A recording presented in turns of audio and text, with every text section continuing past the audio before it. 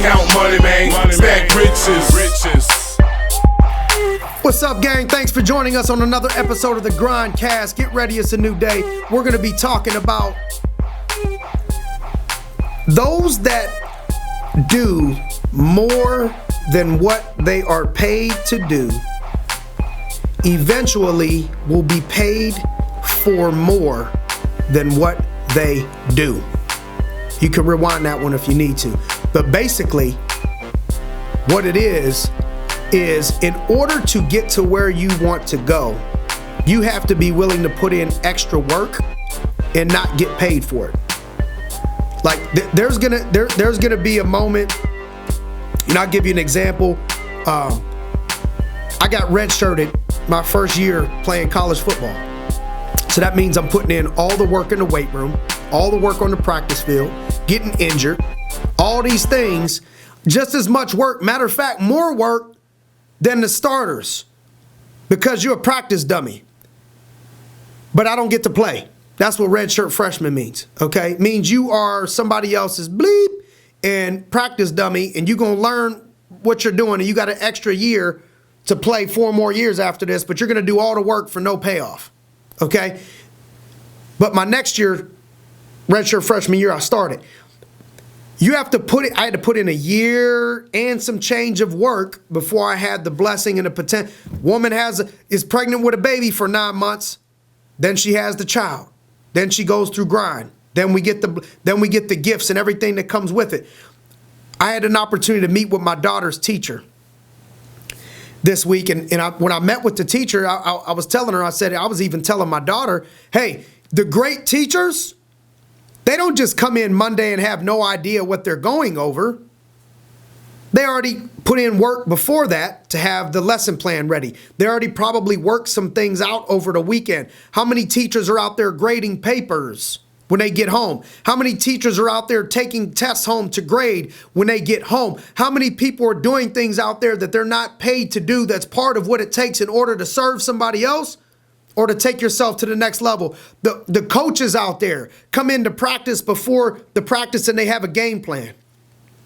You have to prepare in advance. The busier that I get as a person, the more people's lives that I try to touch, the more things that are going on in my life, the better I need to make my 168 work. The 168 hours that God gave me this week to work on, the 24 hours that he gave me today, I have to plan this and prepare this in advance. I can't just show up. I have to put in work in advance. A lack of preparation is what causes failure. And so you can't expect top 1% income or results, top 5%, if you're not willing to go the extra mile. Like, let me start here and keep it real. Anybody that achieves anything great is working weekends. Like, if you think you're going to do something great and you ain't working any weekends, let me be the person to keep it real. Like, parents, you can't be a parent and not work weekends. That's a full-time job. You can't be a coach. Like, you want to be a professional, but you don't want to do what professionals do. Guess what professional baseball players do? They travel and they work some weekends. Guess what professional football players do? They work on Sundays. Oh, but you don't work on Sundays. And everybody that works on Sundays is going to hell to you, huh? Basketball players, you want to be LeBron, but guess what? LeBron plays on Christmas. Like, the goal in major college football is to not be home for New Year's. We want to play after New Year's, or we want a New Year's Day game. Because that means that you're in some of the biggest bowl games that there are in business. If you ain't working after 5, you ain't working weekends. I don't care if you're a salaried employee. My top salaried employee makes well over 6 figures. Well over 6 figures. But guess what? That individual worked for $10 an hour, 20 hours a week, and probably worked for $5 an hour because she probably put in 40 hours a week when I was only paying her for 20. Is that abuse, or is that investing into her future and believing in where she's going? Like, Everybody in this world wants a short-term response. They want, oh, I paid you this, give me that right back. Imagine me making an investment. Like when you put money into an investment, you put investments in today knowing that at best, like let me tell you a great investment. If it's safe and it's a 10% annual return, that is a great investment. And the rule of 72 states that every 7 years your money will double if you do that. That means if I give you $100,000 today, I'll take $200,000 in 7 years. 7 years. But people don't apply the investment strategy to their life. So they'll put in 100 hours today and they want all the return of that next week. Oh, I'm not paid to do this, so I'm not doing that. If you only do what you're paid to do, if you wait to put in the effort as that a starter would put in, you're waiting till you're a starter, you're never going to be a starter. If you're waiting to be promoted, to put in the time that's necessary, or you're waiting to be paid $500,000 for what you're doing, or $1 million, or $250,000, or $100,000, you have to do the work that's necessary first up front in advance. You want more time in your life, you got to give up more time right now. If you invest time, you get time back. If you invest money, you get money back. Do you understand what I'm saying? Like if you want the American dream of wanting a lot of money and a lot of time, time being key, if you want all the time, the only way I know how to do that is to put in a lot of time. Just like if I want a lot of money back, I got to put in a lot of time or I got to put in a lot of money.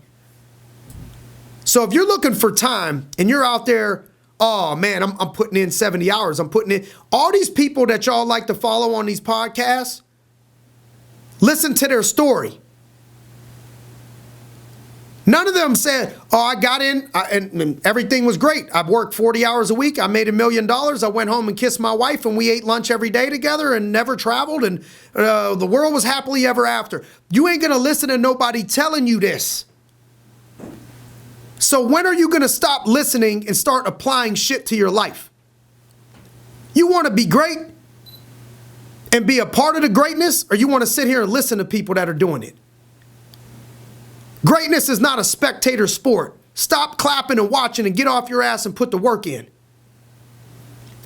Putting in work and expecting a return right now is a broke ass mindset. What am I getting next week for investing my time right now is a broke ass mindset. That way will never set you free. But a wealthy mindset is, what can I invest today to get a big return later? What can I invest right now that's going to give me a return later? And there's not many ways that you can invest a little and get a lot back in return. And so let me encourage you all out there, all of you, as husbands, as wives, as athletes, as leaders in business, as employees in a business. Start serving. Start putting more in. And don't worry about the return right now. You know, I remember a point in my relationship with my wife where I felt like the amount of work that I was putting in and the effort that I was giving was not even close to being returned. And I got out of my own way and I humbled myself and I wrote down every day. This is where I got to check my ego because I'm thinking, oh man, I don't want to share this secret. But I'm going to give my secret because but it goes back to having discipline. But I don't know if this was a turning point or what, but I could just tell you our relationship went from, you know, a 9-week period, like a report card where we probably were getting a C to an A. And for 1 year, or actually from January to November, I wrote down one thing every single day that I appreciated about my wife. Every single day. So from January 1st to November 1st, holidays. And you know with two type A people, there's going to be some button heads, right? So even the days where I'm looking at her and I'm like, strangle you right now. I go ahead and write down something positive. Man, this is bullshit. She didn't do this. She didn't notice that or whatever. I'm going to focus on what she did do. I appreciate what you did here for the kids. I appreciate that you cleaned this up. I appreciate that you let me go out and grind for 3 days and didn't bitch, nag, complain, or moan. It allows me to grow. Like all the things that I could find from outward appearance, physically, to her heart, to think. Even when I was pissed off, I counted my blessings and was grateful for the things she did have while I was waiting on the other things that, I thought needed to be improved on her end. And I don't know what happened, but after that, it ain't that we ain't never had any discussions after that, but things have been on a whole nother planet. And it started with me giving for 9 months straight, every single day of my life, one thing, and surprising her with a book that I made with every day, something that I appreciated that she did with pictures and giving it to her for Thanksgiving, that I was thankful for her. And I went 9 months like that where I did not feel that I was getting reciprocated for my effort and things that I put into the relationship. And I don't know if that was it or what, but all of a sudden I do feel like she's matching me, making me want to do more, making me want to level up. So did it start with me humbling myself and putting work in that I was not getting paid for? Not money, but I wasn't getting paid back with the treatment. I wasn't getting it that I was given. But now I am. Same thing goes with the kids. One of my secret with the youth that I can get their teachers calling me to get them to listen and they won't listen to them is not because they're afraid of me, although I do put the gloves on some of them, but it's not that. It's I first loved them and poured into their life, and I think the thing that they fear the most is just me not being there, because I try to give them so much and love on them so much and care about them so much that the upfront investment that I gave them gives me the return down the road. The respect they give me now, they were disrespectful the first 4 weeks that I was with them. The ones that are the closest to me now, I wish you could see a video on the way that they treated me the first month. And I see why people have issues, because they can't humble themselves and love on these people. They just want to fight with them and go down to the level and not understand where these people are coming from and what they've been through. And just by giving, all of a sudden I get all the respect that everybody wants, and it ain't from being hard on them all. But I do have to be hard on them at times. And so I want you to understand, if you trying to be a fighter, like it's going to be them dark days, them gloomy, like when you don't feel like running, you don't feel like training, you don't feel like, and you're not seeing the return, like that's when you got to pound the pavement. That's when you got to go ahead and hit it 2-3 days in a row. That's when you got to do 2-3 times a day. Whatever it is that you're trying to pursue, you want to provide more in value than you're getting in payment. This is how you win in the world. Like when people feel like you owe them, like you're getting so much. Like man, I'm telling you, the staff person I was telling you about that started out $10 an hour, the day that I was able to afford 6 figures, like the days I was able to stroke $30,000 checks at one time to this person, felt unbelievable to me. It was happy. It made me want to do more. I'm trying to double it, triple it, quadruple it, and do it for everybody else. But the thing that happened is I felt like I owed her so much because of years of her doing more than what I was even paying her to do. And so you got to create this value in yourself of, I want to give more in value than what I'm being paid for.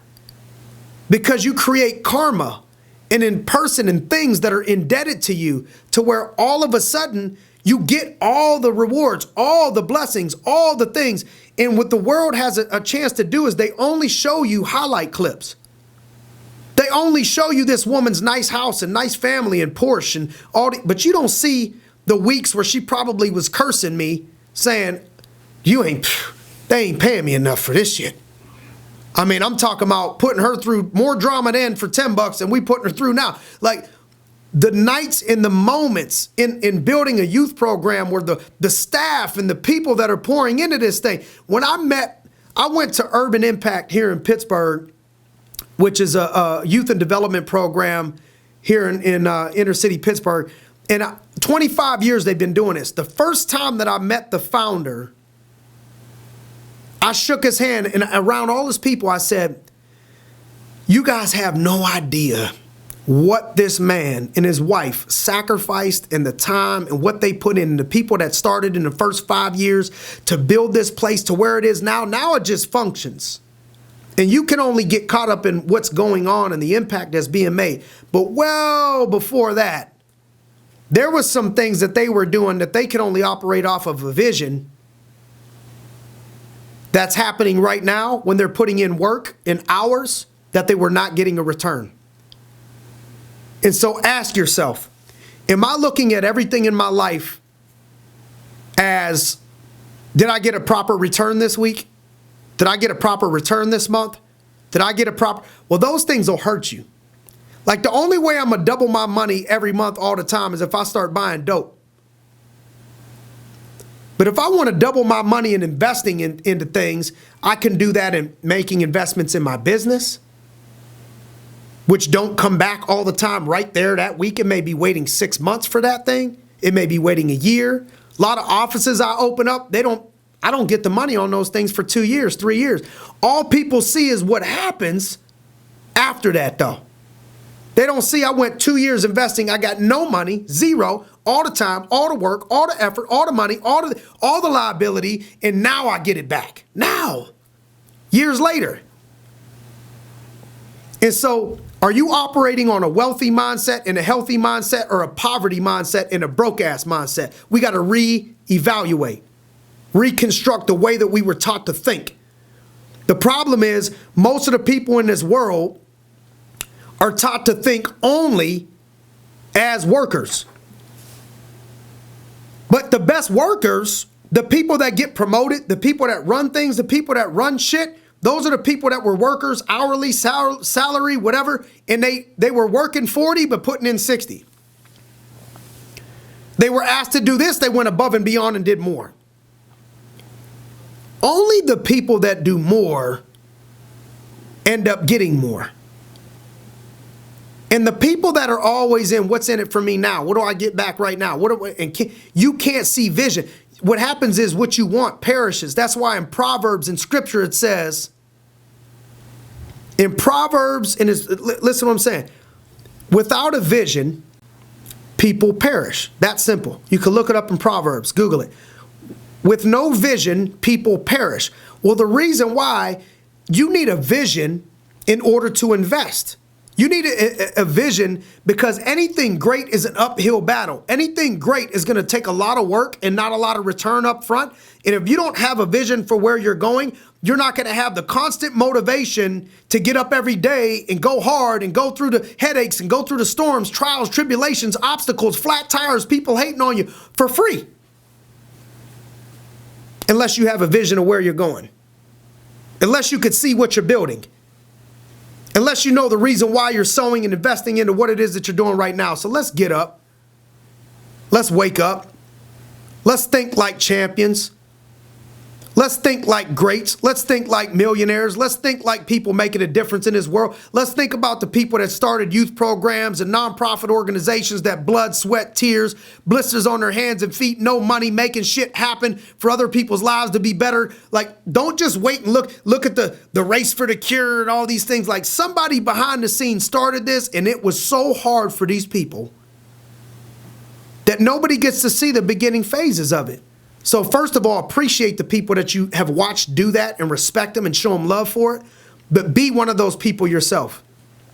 And when you do that, you'll be walking in a direction where the rest of your life will be the best of your life. The best of your life is ahead of you.